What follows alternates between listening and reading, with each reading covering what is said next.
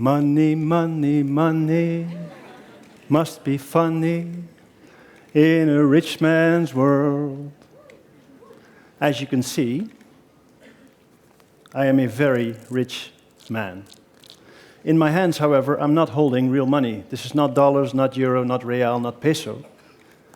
This is money with which you can pay in the south part of Rotterdam. And it's an alternative currency, and it's called the Zuiderling. And one of these is worth half an hour of your time, or your talent. Let me ask you a question. Who of you here would like to learn to speak another language, let's say Spanish? Whoa. Who of you here speak Spanish? Well, if you were to teach that person the Spanish language, you would both be rich. You would learn the language, and you would earn these. But there's a bonus. And the bonus is that you would get to know each other. And we created this a couple of years ago. Let me give you another example. A year and a half ago, a Somali refugee, her name is Fario, walked in a community center where they used these in the south part of Rotterdam. And she said, I don't know anybody, I don't have any money, I don't know what to do. And they asked her to start doing the dishes, to be a hostess, to serve people coffee and tea, and they would pay her this. She would pay Mr. Tinky these to teach her Dutch. Mr. Tinky asked Jay to fix his garden. Jay asked Jasper to fix his computer. And then Jasper asked somebody to teach him how to sing better than I just did.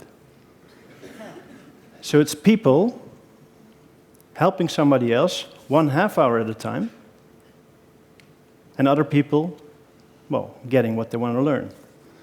And we also applied the principle on a larger scale.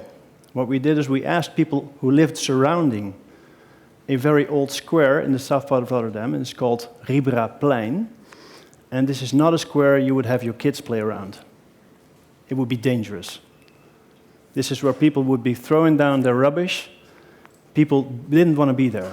And nor the municipality, nor the housing corporation, and not even the people surrounding it felt any responsibility to clean up. And what we did is we did the following. We asked people on a Saturday morning to help clean up the square, but we would pay them these. Not real money, but the alternative currency. And then something magic happened. People would show up, started working, and we did something else. We asked them, what are you good at, and what is it you need?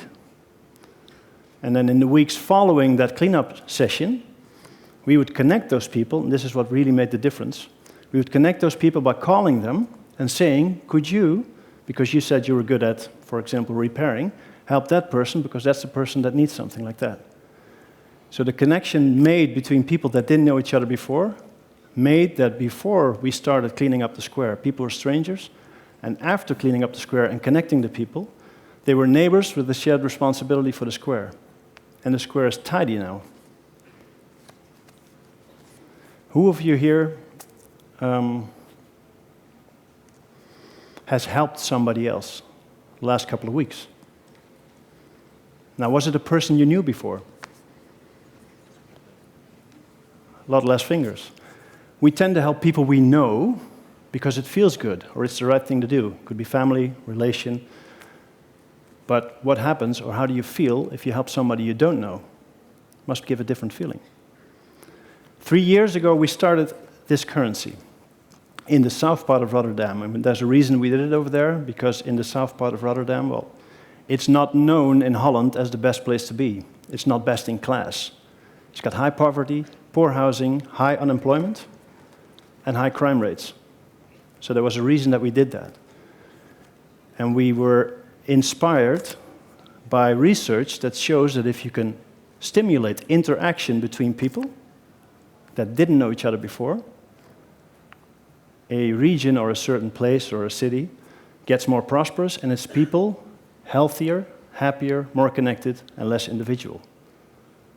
And we did that 1/2 hour at a time. I'm very proud that the system was going. The adage of time is money doesn't apply here, but here the money was time. And then a couple of months ago,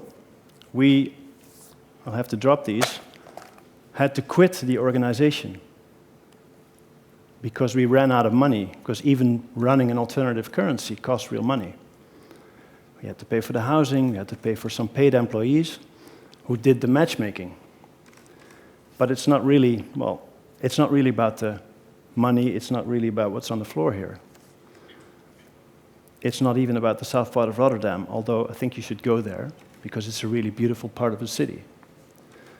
It's about what you can do for somebody else in half an hour's time.